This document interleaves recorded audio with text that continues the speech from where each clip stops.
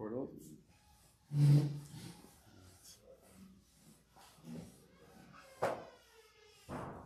Copies and everything. We're good with copies. Yep. How much top of the game? Russian blood. Russian blood. All right.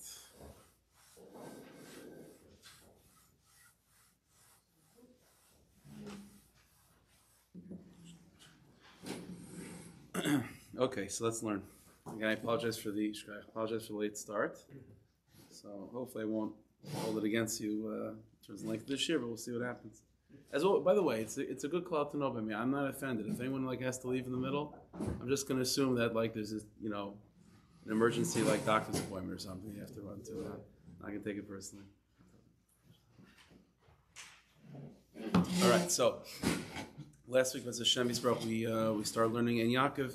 So the Yagadat of the Gemara. So I mentioned last week that Chazal say that if a person wants to become acquainted with the one that uttered and the world came into being, in other words, if you want to become acquainted with the Rebbeinu Shalom, you have to learn Yagadat. So that's what we started last week to begin to get acquainted with Hashem. So we're going to continue in that. So the like we spoke about last week, the first sugya that Talmud Bavli discusses in terms of Agadata are the Mishmaras. The fact, this phenomena that in Shemayim, the night is divided into 3 or 4 parts. That's what we spoke about primarily last week, 3 or 4 parts, and in each shift in Shemayim, different malachim begin to sing Shira and praise Hashem and so on. And what we saw last week was that along with the malachim singing Shira to Hashem in these different thirds or quarters of the night, the Rebbeinu Shalom also gives out a scream. Instead of singing a praise, the malachim are praising.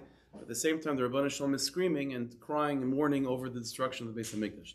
That's what we saw last week. Okay, so along those lines, the Gemara, we're going to continue on in the Gemara Brachas. The first Marmakim is a section of the Gemara Brachas, again, Daf Gimel Bad Aleph. That's where the Yagadata continues. So again, you're not going to have to know what we talked about last week of Cook and the 3 watches, if the night is divided into 3 parts or it's divided into 4 parts, but just going along in that sugya. So again, Marmukah number 1, the Gemara Brachas Gimel Bad Aleph. Amrav Yitzchak bar Shmuel Mishmei de Rav. Rav Yitzchak, the son of Shmuel, in the name of Rav, says, again, this is what we saw a little bit of last week, and we'll continue on along these lines, that Rav said, Gimel Mishmar Savilayla, again, the night is divided in Shemayim, it's divided into 3 thirds, 3 parts. I'll call Mishmar, and with each watch, which each third, again, when the Malachim are singing Shira, what is Rebbeinu Shalom doing? So Yoshev HaKadosh Baruch Hu v'Shayek Hari. That's what we saw last week, that the Rebbeinu Shalom sits in these thirds of the night. When it switches each third, the Rebbeinu Shalom sits and roars like a lion. V'Omer, and he says the following lamentation: Oy labanim, woe is to the children, to the Jewish people. Shavinisei mechrafti, it's basically that because of their averis, I destroyed my house, v'sarafti seichali, I burnt my sanctuary, v'eglisim lebein umas olam, and I exiled my people, my children, among the nations of the world. In other words, again, by each third, the Rebbeinu Shalom is crying over Churban Beis HaMikdash, over Galus. That's what the Gemara says. Okay. Now, just to keep in mind, again, we'll reference back to this. This Gemara is telling us that, again, the Rebbeinu Shalom cries these different parts of the night, and it's described as Hashem roaring like a lion. That's the description of the Gemara. I have to say what that means, but that's how the Gemara describes it. Okay, now the Gemara continues. Tanya, where it says Amaisa. Al Rabbi Yosi said, Pamachas Yisi Malach B'derech. It's a relatively well-known story, so we'll go through it quickly. Pamachas Yisi Malach B'derech. Says Rabbi Yosi, I was once traveling on the road, and it was time to daven, mincha or something like that. V'nichnasi l'churva achas m'churva Yisrael. So he wants to daven in a way that, in a place that he's going to have some privacy, some silence. So he pulls off from the side of the road, and he goes into one of the ruins of Yerushalayim, an old house from Yerushalayim that was destroyed. So he goes into the ruins over there, l'espal to daven. Says Rabbi Yosi, Bol yozachu l'toyv. So Yonavi appears, and v'shamar leila Pesach, and he waits for me by the door. So he's waiting for me to finish davening. Till I finished davening. After I finished davening, says Rabbi Yossi, Amrli, so Yanavi says to me, he says, Shalom Alecha Rebbe, gives me Shalom Aleichem. V'amarti lai, and I responded to Yanavi, Shalom Alecha Rebbe Umayri. So they give each other Shalom Aleichem. V'amrli, and now Yanavi begins to question Rabbi Yossi. He says, B'ni, my son, B'nei ma nechnas to l'churva zu. What's going on? Why do you find yourself in this churva, in this ruins of Yerushalayim? So Amarti like I said, Lispal to daven because I was traveling and and I went to daven.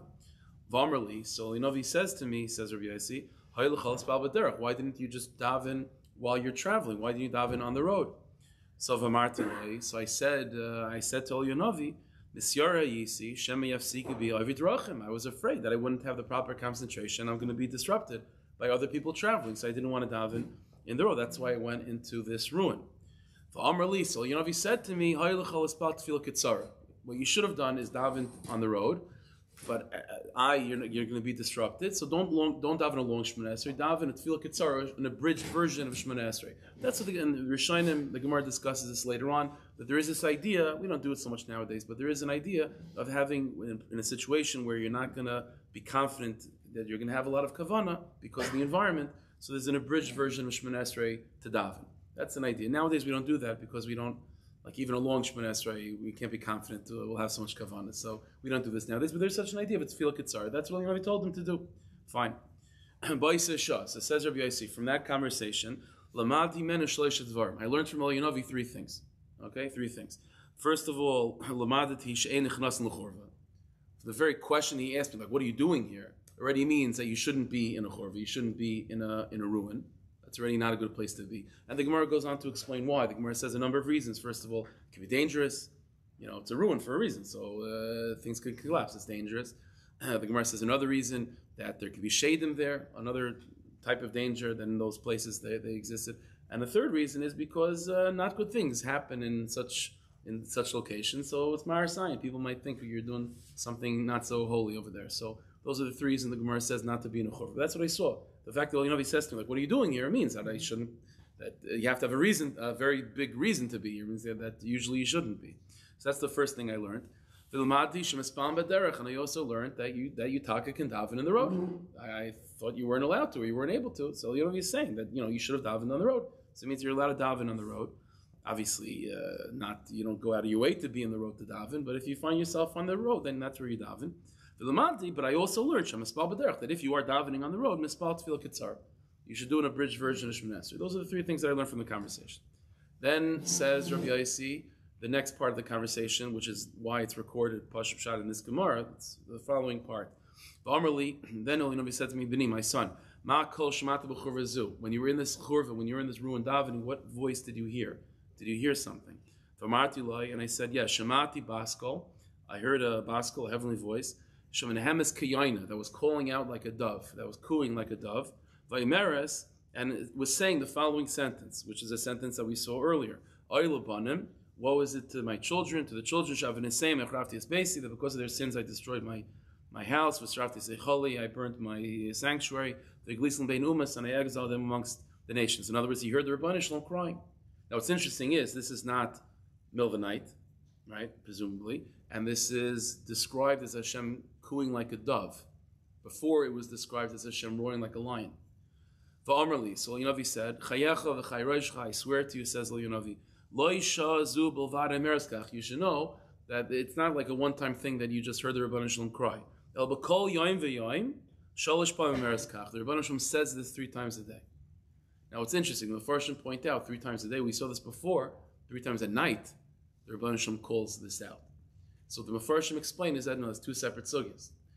Earlier what we saw is that during each third of the night, the Rebbeinu Shalom calls out this cry, but it's described as Hashem roaring like a lion. What this Gemara is introducing us is to a new idea, that 3 times during the day, by Shachris, Mincha, and Ma'ariv, or Ma'ariv is, the Rishonim say that in those days, primarily they used to daven Ma'ariv a little bit early because the shuls were out in the woods, people wouldn't be comfortable going there at night, so usually it would be like early Mincha Ma'ariv. So 3 times Shachris, Mincha, Ma'ariv, that's when Hashem calls out the same cry, but then it's being described as what? As Menehemes Kayayna, as the Rebbeinu Shalom cooing like a dove. But it's the same line of Labanim, woe is it to Golis, and so V'loy zubulvad, and said El Yanavi, you should know that it's not just 3 times by davening, but specifically El B'shah Yisrael Nechnas L'Bati Knesses L'Bati Midrashos. When Klal Yisrael go into their shuls, again 3 times a day, V'oinim Yehei Shmei Rabba Mevayrach, Yehei Shmei Hagadol Mevayrach, and they say, well, Yehei Shmei Rabba, we say, by Kaddish. The Gemara is translated into Hebrew. Yehei Shmei Hagadol Mevayrach, that the great name of Hashem should be blessed. It's Yehei Shmei Rabba. Another way by Kaddish. What does Hashem do at that moment? HaKadosh Baruch Hu menenei roishai. Hashem nods his head. V'oimer, and he says a number of things. Ashri Amelach shemakalsin oisav esakach. Praiseworthy is the king who's praised in his home in such a magnificent way. Yehei Shmei Rabba. U'ma'aloi la'av shehiglas bonav. But then he says, then the lamentation comes, and what does the father have that he sent his children away? V'oilam l'bonim shagol ma'ashulchan avim. Okay, that's the Gemara. There's a lot to unpackage over here. Again, so we have 2 parts of the story. The first conversation about this whole conversation about going into Churva, 3 things that Rabbi Yossi learns. You're not supposed to go into a Churva stam. Daven in the road if you have to, and if you daven in the road, daven at Tefillah Ketzar. Those are the first 3 things that he learns. And then this whole other conversation, which is why this Gemara is recorded over here, is that the Rabbanan Shalom were introduced to new times when the Rabbanan Shalom mourns. So he mourns at night, 3 times by the night, but he also mourns during the day. And the specific mourning that the Rabbanan Shalom expresses during the day, the Gemara says is specifically when Klal Yisrael are davening and when they say Yehei Shmei Rabba, and it's being described as Hashem cooing like a dove. All right, so you have to figure this out. So obviously, what's the difference between Hashem roaring like a lion at night? What's the difference between Hashem that type of mourning versus the mourning during the day where it's like a dove? And why is it davka when we say Yehei Shmei Rabba? Why is it? What does it also mean when Hashem says Hashem nods his head? Kiviyachal. Obviously, it's only physical. What does that mean? What's happening in Shemayim when Kiviyachal there's this divine movement of nodding the head? And why is it davka then? And also, what are the 2 parts of the story to do with each other? So there's a big conversation he had with El Yanavi. The point of this, on the simple level, the reason why this entire sugya is being quoted over here is only because of the second part. But it's a little bit, so why don't we just skip to the second part? The Gemara could have skipped this whole story. You could have just said, Amar Rabbi Yossi. Rabbi Yossi said that this is what the Rabbanan Shalom does during the day also in a slightly different way than he does at night. If he wanted to quote El Yanavi, so he could say that this is what I received from El Yanavi. What's this whole background of Churva, davening in the street, Tefillah Ketzara?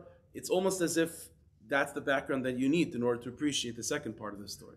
So how do we figure that out? Okay. Now, one other thing to investigate, just as a simple Gemara and a simple Pshat Gemara, then we'll get into Pnimius. So the Gemara over here was referencing Yehei Shmei Rabba. Now Yehei Shmei Rabba is in Aramaic. That's Kaddish is in Aramaic. But the Gemara, it's interesting. The Gemara starts off in Aramaic, Yehei Shmei, but then it moves into Hebrew, Hagadol Mevayrach. So, in other words, what the Gemara seems to be doing is translating Yehei Shmei Rabba, and the way it's translating Yehei Shmei Rabba is Yehei Shmei Hagadol Mevayrach. Yehei Shmei Rabba, that the great name of Hashem, Yehei Shmei Hagadol, should be Mevayrach, it should be blessed. That's how the Gemara seems to be translating this. So Taisus makes a point of this. Take a look at Marmukah number 2. So Taisus over there in the Gemara, Taisus says like this: Mikan, from this Gemara, Yesh Lister Mashapirish Machzer Vitri. Machzer Vitri is it's a sefer. Vitri was a town, was a city. So Machzer Vitri, every city had a in those days they didn't have like printing presses. By the Rishonim, they didn't have printing presses. So not everyone had a siddur. And even when you went to shul, Lav Dafka, was there enough siddurim for everyone? So usually what they would have is, if maybe you had a few siddurim, some wealthy people maybe had a siddur, but there would be a machzer, there would be a siddur for the chazan. And that siddur was, one-stop shop for everything. It had the entire year's davening, the entire cycle in that machzer. Every shul had a machzer. So this is called Machzer Vitri. Machzer Vitri, the way it's used is that there was one of the students of Rashi from his base medrash wrote a pirush on the siddur, or really wrote a pirush. He used the siddur as sort of a platform to talk about many halachas throughout the year, parts of davening throughout the year, and he was from the city of Vitri, so that's what it's called, Machzer Vitri, the siddur of Vitri. That means the pirush of this Talmud of Rashi. So it says Taisus like this: from this Gemara, you could see it's a proof against what you find in the Machzer Vitri. What does it say in Machzer Vitri? That the Machzer Vitri said the following shot. When we say Yehei Shmei Rabba, said the Machzer Vitri, Yehei Rabba shezu tefillah shanu mispalim sheyamali shemai. The Malchus Vitri said the taich of Yehei Rabba is that we're davening that the name of Hashem should become complete, and then it should be blessed. So said the Malchus Vitri like this. Everyone knows the Gemara. The pasuk says ki yad al keis ka. That when Amalek attacked us, Hashem says ki yad al keis ka, meaning shelo yehei shmoi shalom v'kisei shalom ad sheyimcha zari shel Amalek. That the full name of Hashem is not complete. Yud Kei Vav Kei is not complete until Amalek is destroyed. Until Amalek is destroyed, it's just Yud Kei. But Vav Kei is sort of separate or missing. Ki yad al keis ka. Uperusha kach. So said the Machzor Vitri, what Yehei Shmei Rabba is like this. Yehei Shem Yud Kei. Yehei Shmei. Shmei means the name, but it's a combination of two words. Shem Yud Kei. That the Shem Yud Kei Rabba should be fully developed. Rabba should be great. It should be fully developed. And then we add an additional tefillah, mevayrach, that it also should be blessed. So the taich of Yesh Meirab is that the name Yud Kei should be complete and blessed. So says Vizel loy nira, but says Taisus, but it seems from our Gemara now like that interpretation. From the fact that our Gemara taiches Yesh Meirab in Hebrew. And how does it taich it? Yesh Mei Hagadol mevayrach, the name that is already great should be blessed. So it means mashma the tefillah achasi. It means that the word Rabbah is not its own prayer. No, the way the Machzor Vitri learns is that when you say the words, it means Yehei Shmei, the name of Yud Kei, should have two things happen to it. Number one, Rabbah, it should become expanded. It should be a Yud Kei Vav Kei, and also Mevayrach. But the way this Gemara is teaching is, if that would be true, then what the Gemara should say is like this: Yehei Shmei, that the name of Yud Kei, Gadol, should become great, it should become fully developed. U'mevayrach.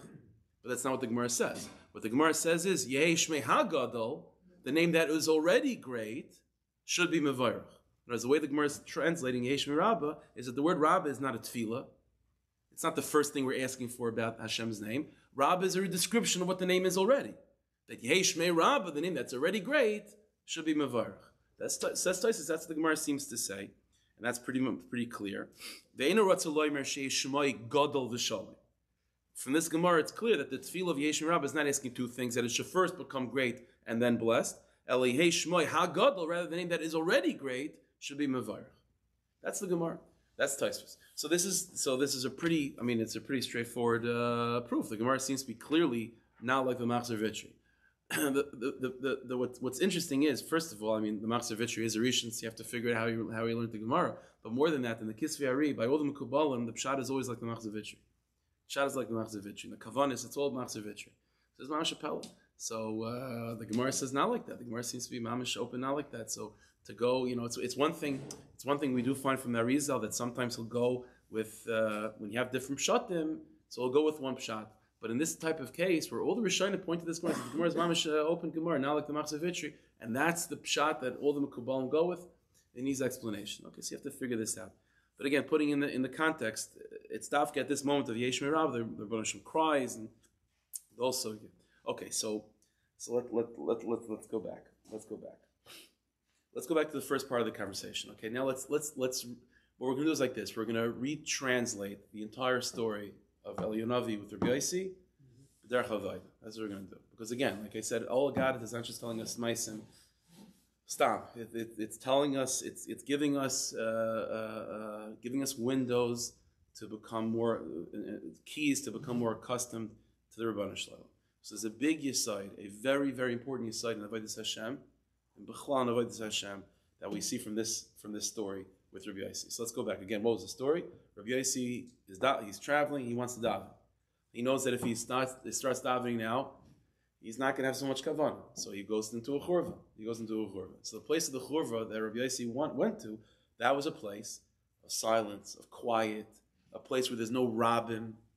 The derech, the road, is a place of rabbin. He doesn't want to. That's not a place that he wants to be by davening. So he wants to go to a place of yichidus, a place of privacy, a place of silence. That's where he goes. But said Elyonavi to him, no. Being in that place is dangerous. You can't be in that place. It's very dangerous to be there. What you should have done is daven in the street. Daven in the street, daven at Tefillah Kitzar. That was the Maisa. Okay, B'derech Havayda. In the Kisvei Ari, in the Sorak Dashim, we find that whenever you find in Chazal a description of something that's Rishus HaRabbim, like in Halacha we find this, like Hilchos Shabbos, or it's not many Halachas, Rishus Harabim and Rishus Hayachid. There's the public domain, the derech, where there's a lot of people, Rishus Harabim. And then there's Rishus Hayachid, a place that's private, a place of quiet, a place of oneness. Those are always code words. They're always code words. Rishus Harabim versus Rishus Hayachid, not just places. Rishus Harabim always is a description of a place of Katnus. Place of Katnus. We know that a person can find themselves spiritually and in Ruchnius in two different matzavim. You could find yourself in a place of Katnus, in a place of spiritual immaturity, or you could find yourself in a place of godless. No, I don't know if we have to go much to describe too much the differences. What does it mean Katnus versus mean godless? We've all experienced maybe mostly one and a little bit of the other. But there's such a thing as Katnus. Katnus is a place where it's very, very hard to find the Yechidah Shel Olam, the singularity that exists in the world, Rebbeinu Shalom himself. Hashem is called Yechidah Shel Olam, the Yachid. There's a place that's called Rishus HaYachid.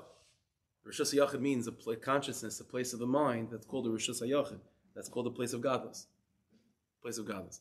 Katnus means Rishus HaRabim. There's a lot of stuff in the world.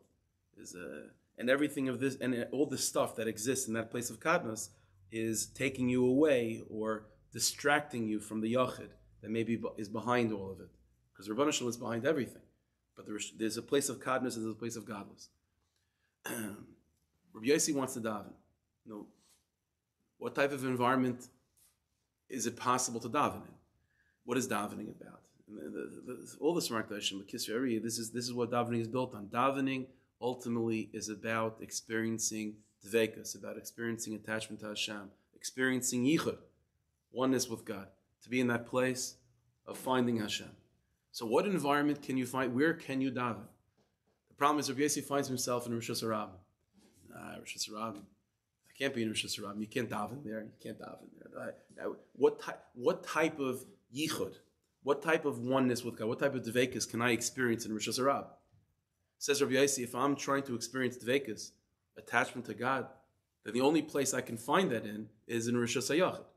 So what Rabbi Yossi does, it's not just a description. He goes off the road and he goes to a churva. Rabbi Yossi this is a philosophical inyan of Rabbi Yossi. Rabbi Yossi is moving away from Rishus Harabim and says, Rishus Harabim stays over there. If it's a time of davening, in other words, right now it's my responsibility to be davik to Hashem Yisparach, then the only environment that I could find that dveikus is in a place that's called a Rishus HaYachid, a place that's called quiet. That's a place of silence. And that's why he moves away from the Rishus Harabim and he goes to the Rishus HaYachid. Is that backed by the halacha that you're not supposed to daven in an open area? Rishus Harabim, is that why? So we're going to see about that in a moment. L'chatchila, yeah. Meaning Avad Rabbi Yossi is coming from a legitimate place. Like if I find myself, certainly there's no question about it, in a Rishus HaYachid, in that place of what's called Meichen de Gadlus, in a place of Gadlus, certainly that's the most appropriate environment to find a true level of Deveikus, l'chayr. So it's taka true. But the situation over here is Rabbi Yossi is in a Rishus Harabim. He's in a Rishus Harabim. Life brought him into Rishus Harabim. And Rabbi Yossi is therefore, and it's time to daven. So Rabbi Yossi is deciding, you cannot daven Rishus Harabim. I have to go to a place of a churva. I have to go find a state of godless. Somehow claw my way into a state of godless in order to then be able to daven. Says Eliyahu, being in a churva is dangerous. Being in a churva is dangerous. What's that mean? What's the danger of being in a churva? So this is where we're introduced to Yisayid again in the Arizal has his language, but the way it's translated by the tzaddikim is the following idea. If the Rebbeinu, now this is it's a subtle point, and I know this is going to open a lot of questions, and so this is not. It on the one hand, this is very much halacha l'maisa, you know what I mean, how to serve Hashem. But on the other hand, every situation has to be dealt with individually. But the concept is like this. If the Rebbeinu Shalom puts a person in that environment that's called Rishus Harabim, that's not just if a person were then to ignore that and to, so to speak, escape that environment and go into a place that's called Rishus HaYachid, then the concern is like this. You think when you go into that place of godless, then you're just by yourself with God. But the truth is, unless you first work through the inyanim of Rishus Harabim, then even when you go into that churva, there are weeds that you carry with you. And those weeds will will surface, will develop, will siphon off of the energy that you are bringing into yourself by davening in a Rishas HaYachid, and you don't even realize that at the same time you're giving strength to your own Yetzer Hara. In other words, the concept that we find in the Kisser is like this, is that the process is you first have to work through Katnus, and only then can you go to Godless. If a person were to skip steps and to go to Godless first, then even though it's true, in that place of Godless, Yetzer Haras can't find themselves. Big, fully developed, monstrous Yetzer Haras don't find themselves in a place of Godless. But the Yetzer Hara is able to, but the seeds of the Yetzer Hara can still exist in that place of Godless. You bring your problems with you. You bring your problems with you. And even at that moment, you might not, the problems might not be fully surfaced, but they're there behind the scenes. And once they're there behind the scenes, then that chiyas, the energy, the divine energy that you're experiencing by davening in that place of Godless is enlivening your neshama, it's gavaldik, but it's also feeding those seeds of chaos, those seeds of disorder, those seeds of tumma that were maybe not, that's not the environment that's going to allow them to, they can't grow to become destructive plants in that place of Godless, but they still exist as seeds in that place. And then when eventually you go out of Godless and you return to Godness, things are much worse. Because those seeds that you at least carried with you in that place of Godless have unbelievable more energy now to become monstrous plants because of the experience that they had in your state of God. You thought you were by yourself. You're not by yourself. And so what the Rebbeinu Shalom does is that he puts you in, and this is the amazing thing, it's davka in Katnus, in that place of Rishus HaRabim, and it's only in that place that you can be fully aware of all of the inyanim that are unhealthy, that are destructive, and only in that environment can you fully eradicate them.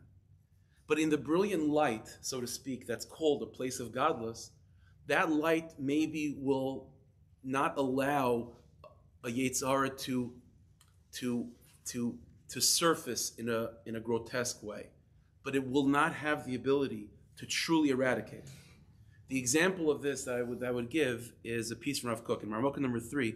This is a piece from Iris. It's mamish poetry, but Rav Kook points out the following observation. He says that historically, one of our big inyanim that we struggle with as a people is avodah zarah. Yeah. So he says like this: what tekufa? If you break up Jewish history into two parts, so there was a tekufa that was called nevuah, prophecy, and then there's post-prophecy. So he says like this: what's nevuah? Nevuah is Godless. That's an unbelievable state of Godless. The Rebbeinu Shalom's presence is palpable. Nevuah is not just a one-time. It's not just a one-time. It was an experience. The whole world was different at the time of Nevuah. So you would think, if that light of Nevuah, with all of its intensity, certainly that would have eradicated avodah zarah, but it didn't. Right? Avodah zarah was still able to. It couldn't de-weed the field of the Jewish people from avodah zarah. So you would say like this: well, if Nevuah couldn't do it, then certainly post-Nevuah can't do it. But ironically, it's not like that. Nevuah was not able to eradicate avodah zarah from Klal Yisrael, but post-Nevuah, with Tarsh Baal Peh, where the lights went off, and we were now thrown into a place of Katnus, and all we can think about is Muksa, and Machmas Mias, and Muksa Machmas Isser, and Basar B'cholov, and all the Pratei Dinim, and all the inyanim that come with focusing in the great details of life in Tarsh Baal Peh, that was able to eradicate avodah zarah. It's pshat. So says Rav Kook is this inyan, is that the grotesque expression of a Yetzer Hara called avodah zarah might not be able to surface under the light of Nevuah, but that light of Nevuah is not detailed enough to truly eradicate the seeds of avodah zarah. Only a detailed Torah, a small Torah, a more fine-toothed comb that's called Tarsh Baal Peh can fully eradicate the seeds of Yetzer Hara. So he says like this. We'll just read through it quickly because it's just it's chaval not to read it. It's just so beautiful. Rav Kook says like this: B'nai Shabba'ilam, in the way of the world, Hamashayrim v'Hamalitzim, poets and really artistic people, Mitarim Yafa, they're able to truly express beautifully as Hadras Achaim Bechlal, the general beauty of life. So a poet is able to capture in words like a big picture of how life is beautiful and so on. As kol pinesem hayafes hakoyles, all the different corners of the beauty of life, which includes zerem rav, a great flow of beauty, vital chaim ruba. They could capture all of that. And poets very often can bring to the surface and sort of express poignantly and beautifully the big negative sides of the world, the big problems that exist in humanity. So poets and that energy that's more artistic can capture the beauty of life, and they could also capture the ugliness of life. True. And they could write beautiful sonnets and literature trying to inspire people to eradicate the ugliness of life. But to truly get to the underlying causes and the seeds of those problems, and to truly get to the kishkas of the matter, and to give people the practical advice how to get rid of those inyanim, how practically do you prepare life in such a way to avoid those issues? And to establish life in a foundation that's positive, that doesn't allow these negativities to develop.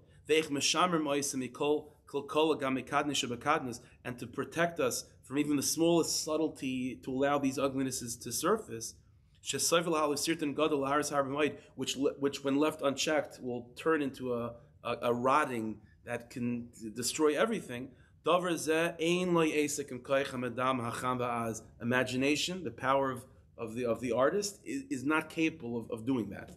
He can capture the problem and capture the beauty. How to get rid of it and how to truly eradicate its seemingly subtle origins, it's not able to do it. The only thing that can do that is cold, calculated, specific, fine-tuned wisdom. That's the only thing that can do it. Lamal mizus. It says Rav Kook, using this, but now going even higher. Hanavua rasa zer makol kol gadol shel avodah zara b'Yisrael. Nevuah saw the big problem that is avodah zara. Umachta negda b'kol eyes, and to fight against avodah zara, what did Nevuah bring to the table? The light of godless. As hadras noyim Hashem echad elakav, the light of a one God. The tetreu b'kol yofi v'zayar, and it was able to describe all the beauty of the one God. This hashchasa shel kol haperois hamoisros, and the destructive qualities of all the barbaric inyanim of avodah zara. V'tamal ruach elakim leishiv ligdar b'roim siach kodesh, and to inspire the world to, with the spirit of Hashem to take care of those problems. But at the end of the day, says Rav Kook, hasaras havdaikas, but the subtle hairs, shemehen mitzdarfes aves hagol shel chatas, that slowly but surely gather together to become a rope of sin, Nevuah couldn't take care of. So it stops the big problem from surfacing, but the subtle origins, the hairs, it can't stop. The small little veins that come together to make the big arteries that bring destructive blood to the body. That's all poetry. So in this type of way, Nevuah couldn't do. This is hidden from the eyes of every prophet. They can't see it. But on the other hand, the fine-tooth comb that's Tarsh Bal Peh, focusing on the details of life, which is developed where? In the Rishus HaRabim. It's developed in a place of Katnus. That's where you can eradicate all the fine problems. And slowly but surely, then, after Katnus, then you can go to Gadlus without there being any concern that there's anything else but you and the Rabbanah Shalom. But if you just skip the step of Katnus and go straight into the Chorva, it's dangerous. That's what Ein Yaakov is revealing to Rabbi Yossi. You can't stop and move from the. If that's where you are, called Rishus Harabim, then that means there's avodah there, and the Rebbeinu Shalom needs you to be there. You can't just go to the churva; it's dangerous in the churva. But then Rabbi Yossi says to Eliyahu, okay, but I have to daven. Davening still. What does davening mean? Davening means Deveikus. Davening means yichud. So you tell me, says Rabbi Yossi to Eliyahu, in between the lines. What he's saying is, okay, you tell me on your side that you can't go to Gadlus unless you have Katnus first. But L'maisa, it's a time of davening. What am I supposed to do? So the Navi says the Chiddush to Rabbi Yossi, which is daven in Rishus Harabim. Daven Rishus Harabim. How am I supposed to daven in Rishus Harabim? Davening means Deveikus. How could you have Deveikus in Katnus? So the Navi said daven Tefillah Kitzar, an abridged version of Shemona Esrei. What's the side of Tefillah Kitzar? Is the biggest side. In the Kisser, we find the following idea. that in Katnus, Katnus is not only, listen, before godless, you have to work through Katnus. What does it mean to work through Katnus? Okay, so it means to work through Katnus, it means to go through Yon, do tshuva, fix yourself, the kaivish Saharas, identify what your problems are, put up misgaras, put up fences around yourself. That's all Katnus. The Rizal said the following thing. That's an avoid in Katnus. But that's really called, in the Svarim Kodesh, the Rizal says that's called Katnus Sheba Katnus. But once you go through that, there is an avoid in Katnus that's called Gadlus Sheba Katnus. Which means that despite the fact that you're in Katnus, there is such an idea that Lefi Erech, within that universe and relative to that place that's called Katnus, you can find Gadlus there. You can find Deveikus, even in that state of Gadlus, of Katnus. And it's true. The Deveikus that you can find and have to find in that state that's called Katnus is nothing and is not really called Deveikus compared to Gadlus, Masking. But there is something that's called Gadlus Sheba Katnus. There is something that's called Deveikus Sheba Katnus. And a person has the responsibility, not only when you're in a state of Katnus, not only is your responsibility to try to, to try to de-weed the field, because the de-weeding can only be done in Katnus. But you also have a responsibility and an opportunity in that state of Katnus also to find Deveikus. Where do you find this idea? So this is an idea, again, in the language of the Arizal, this is called finding Gadlus within Katnus. This is called Gadlus Sheba Katnus. Gadlus Sheba Katnus. In the language of the Baal Shem Tov, we find this a very, very big insight. Maramaka number 4. Maramaka number 4, this is a piece from the Tzavos Rivash. It's the Yisaitis of Chassidus. Baal Shem Tov said like this, Pa'amim, sometimes, Ein Adam Oivid Rak Bekatnus. No, that's what he always said. Sometimes you find yourself in Rosh Hashanah, and that's your avodah. You have to work in Katnus. You can't skip. Dahainu, means you're not in, you're right here in Asiya. Yeah, that's exactly where you are. You're not in some higher place. You're in Katnus. So no, what do you do if you're in Katnus? So again, Rabbi Yossi initially said, well, I don't want to be in Katnus. Especially if I have to daven. How can you daven in Katnus? So Navi said, first of all, you can't escape the Katnus, because if you go to Gadlus without working through the Katnus, then it's not just you and the Rebbeinu Shalom in Gadlus, it's with the weeds also. And that's destructive. So you have no choice but to deal with Katnus. Okay, but says Rabbi Yossi, but I need to daven. So I can't daven in the street. Says Eliyahu, you could daven in the street. Just daven at Tefillah Kitzara. There's such a thing as finding Deveikus within Katnus. Says the Baal Shem, Rak, so what do you do when you're in Katnus? Shemachashev, you just have a thought.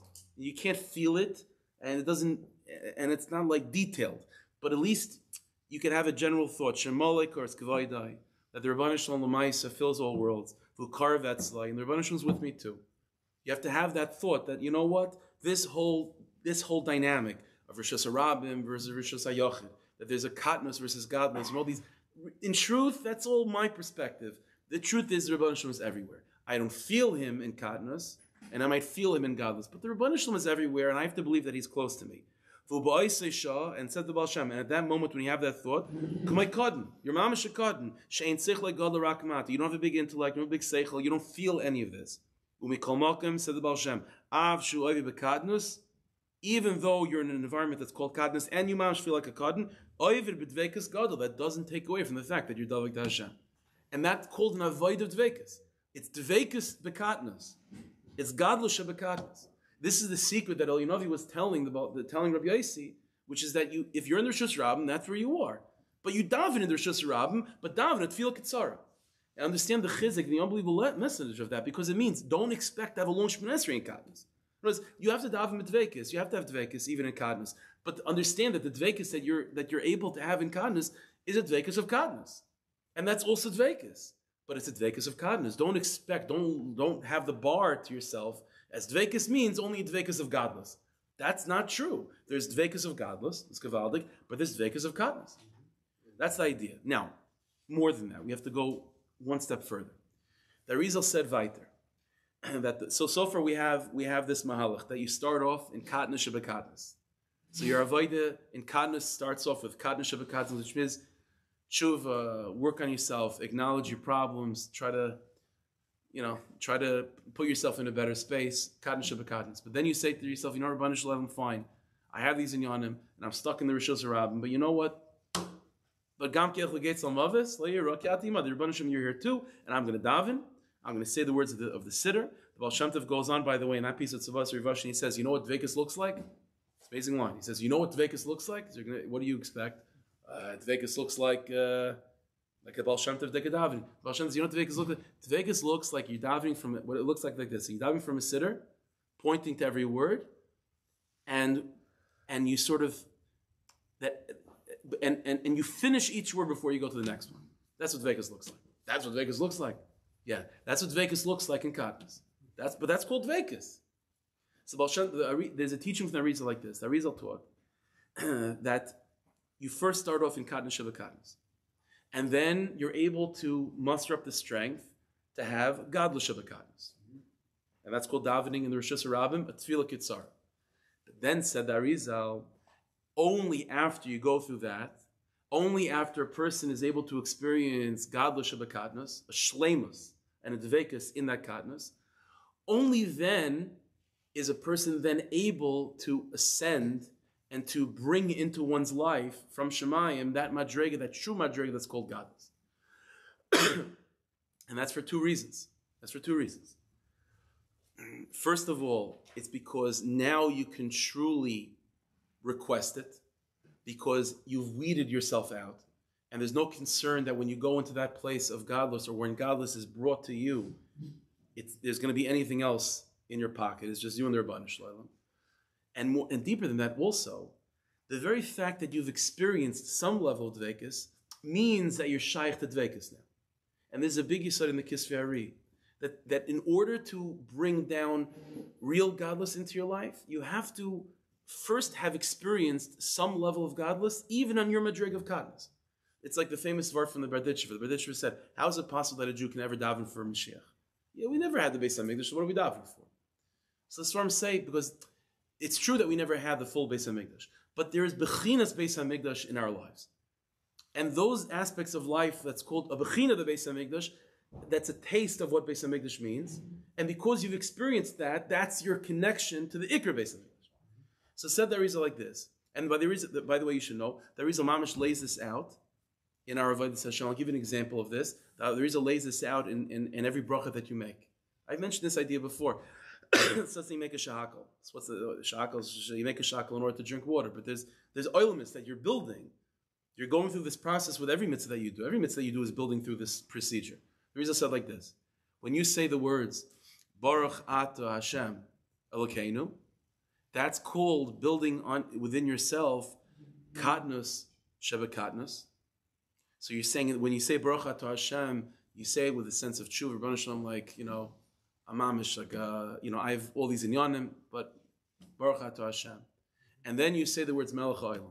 Melech HaOlam, said there is a Melech HaOlam, is the moment of when you bring upon yourself Gadlus Shabbat Katnus, or Deveikus, in that state of Katnus. Like, Rabbanu Shalom, I know who I am, and Baruch Ata, I'm standing in your presence, and I feel very humbled by that, and I feel like there's a lot of inyanim I have to work on. But you know what? Melech HaOlam, you're the king of the whole world. And the whole world means even my world too. And that's called Deveikus. And then at that moment, said the Arizal, before you transition to the next part of the bracha, after Melech, when you say the words Melech HaOlam, and you've now connected yourself to Deveikus within Katnus, then you have the following kavanah: Rabbanu Shalom, I wish I had real Deveikus.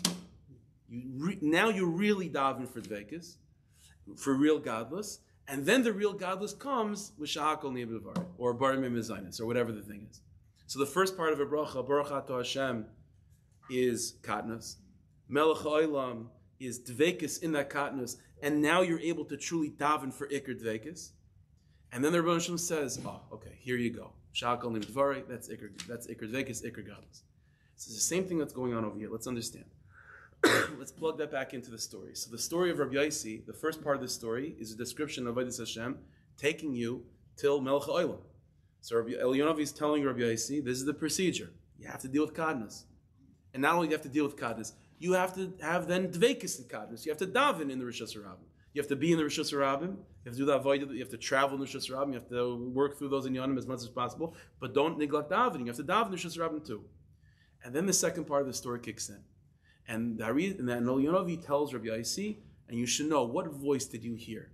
So Homaisa, he heard Hashem crying, mourning over the Beis HaMikdash, and Yonavi says the following message: you should know, whenever Yidden daven, and davening, and Yonavi is not talking about davening in Beis HaMikdash, he's talking about davening in Golas, and he's talking about davening in Rishus HaRabim, and he says, Yonavi says to Rabbi Yossi, you should know, whenever a Yid davens, which means there's some level of Deveikus within Katnus, whether it be a specific Katnus of that person's life, or the general Katnus of Golas, HaKadosh Baruch Hu menanei roishai, the Rebbeinu Shalom bends his head. What does it mean to bend his head? Bending his head means hashpos. It means big hashpos of godless. In terms of the Kisra, we find that the body of a person is representative of Katnus and godless. Everything from neck down is called Katnus. The head, that's called godless. Menanei roishai, the Rebbeinu Shalom bends his head, means that after the Yidden are able to be in Katnus, in Golas, and they're able to daven, means that they're able to not only survive in Golas and work through the Yonam of Golas, but they're also able to experience some level of Deveikus in Golas. Now the Rebbeinu Shalom says, Golas is a chaval. Now the Rebbeinu Shalom says, I'm going to give you Golas. And this is the site of what's going on. This is the difference between the morning when the Rebbeinu Shalom cries at night versus when he cries by the day. When he's crying at night, it's in response to the Malachim. We saw this last week. The Malachim are singing Shira, and they're like, wow, it's Mamash Gavaldik. And Hashem says, this is Gavaldik. You have no idea what could be. The crying, the screaming of the Rebbeinu Shalom at night is just crying. It's Rahman. It's like the story that I mentioned last week with the second Beis HaMikdash was being built. That the youngsters that never saw Beis HaMikdash are all excited, but the elders that saw first Beis HaMikdash, they're crying because this is a Beis HaMikdash. So the Malachim at night are looking back at the days of Avodah and they're like, that was Mamash Gavaldik. And Hashem saying, that's Gavaldik. You have no idea what Gavaldik means. So the Rebbeinu Shalom is just screaming like a lion, and that's called just being sad. But the crying of the Rebbeinu Shalom by daytime, as a response to the tefillah of Yidden that are davening, that are experiencing Deveikus in Katnus, that's not a crying tzabrachenkite.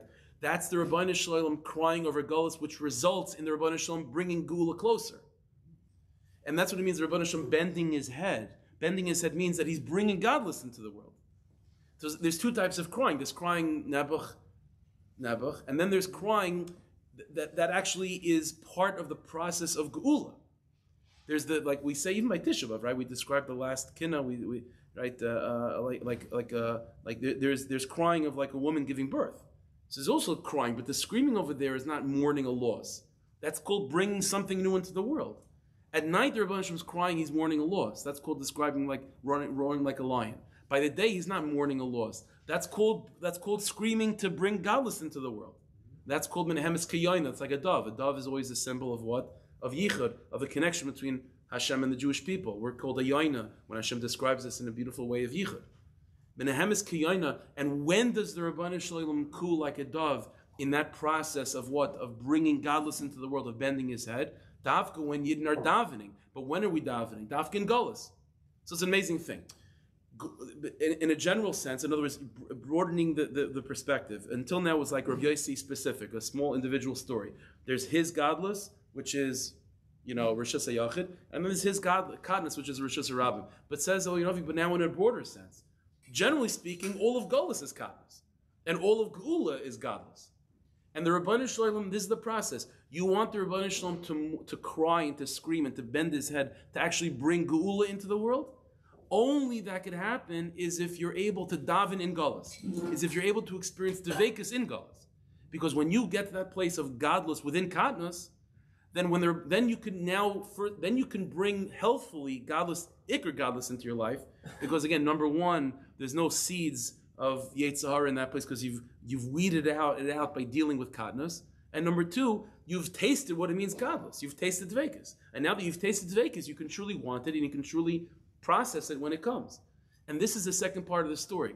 What Yonavi is revealing to Rabbi Yossi is the full spectrum of this process of development that there is a revealed that's contained in every bracha. First is Katnus, Sheba Katnus. Then it's godless Sheba Katnus. And then after that, you can truly ask for godless, and then real godless will be given to you. And that's what's going on over here. After being told by Yonavi that there's such a thing as Katnus, and there's such a thing as godless within Katnus, then Yonavi reveals. And only after that will the Rebbeinu Shalom cry in a way of bringing Geula, bending his head and giving you godless. Only after you've been able to experience some level of Deveikus in your state of Katnus. And this is all hinted to in what? In Yesh Me'Rabah. Yehesh Me Rabba, we said from the Gemara, it's like, which one is it? By the Mekubalim, it's like the Machzavitri, that we're asking the name of Hashem to be full. But yet the Gemara seems to indicate the name already is full. Which one is it?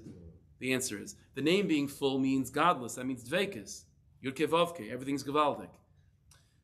The secret of the Gemara is that if there is the name being full within Katnus, and the Gemara says like this, if in Katnus, the Gemara knows like this, the Gemara is describing what Yehesh Me Rabbah looks like for a Jew that's in Rishos Harabim. If you're in Rishos Harabim, you still have to daven. Daven at Tefillah Ketzar. What does Tefillah Ketzar mean? Tefillah Ketzar means Deveikus. It's just in the context of Katnus. So that means a description of Deveikus means it means a full name of Yud Kei Vav Kei. That's a full. It's God. Yud Kei Vav Kei. If you can find Yud Kei Vav Kei complete in your Katnus, then you can zoom out and say, and all of that was just a Yud Kei. And I still demand that I'm still asking for the Rebbeinu Shalom for a full, complete Gula of Yud Kei Vav Kei. The only way to daven for full godless and full Deveikus is if only you accept and you acknowledge that there is such a thing as Deveikus within Katnus. When you have Deveikus within Katnus and you have, again, godless within Katnus, now you could ask for a real godless, and you're able to then acknowledge that my general situation is Katnus.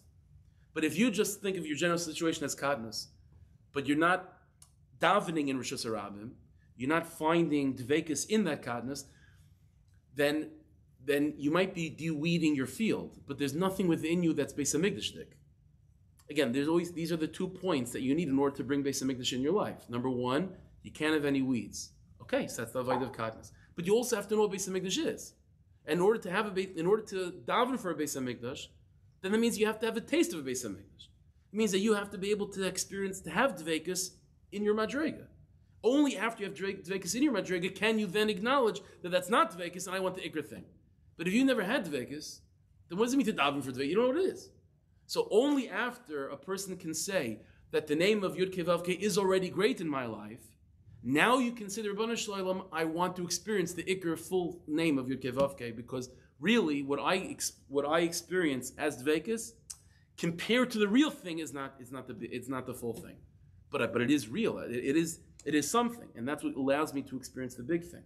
So when the Gemara says that Yehesh Me Rabbah, the Taich is the name that was already great, I should be just blessed, and the Machzavitri says no. The Taich is the name should become great. It should become complete. In other words, the name is not complete. So which one is it? Is the name complete or is it not complete? The answer is it's relative.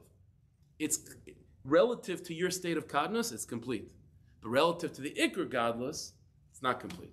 And that's exactly why you can daven for the Ikr godless, because you've experienced Katnus, because you've experienced godless and you've experienced Deveikus in your state of Katnus. This is what the Gemara is saying. This is exactly, take a look at the last couple lines in Marmukah number 1. When the Jewish people say Yehesh Me Rabbah, so what happens? So it means, by saying Yehesh Me Hagadol Mevayrach, like as the Gemara is translating, it means the Jewish people are living in Katnus, they're living in Gullus, so we're weeding ourselves out. We have Torah Shebal Peh cleaning out our system from all the small little hairs that might develop into ugly things. That's Torah Shebal Peh. But even in Gullus, we're able to daven, which means that we're able to experience Deveikus in that place. We're able to experience a taste of what it means, a full name. So we say Yehesh Me Hagadol, the name that is great. In other words, we experience Deveikus even in Katnus. Then in that tefillah could also be contained the secret of the Machzavitri, which is that now Rebbeinu Shalom, because we've weeded ourselves out, and we actually know what Beis HaMikdash at least tastes like, now Rebbeinu Shalom, we want to have the real thing.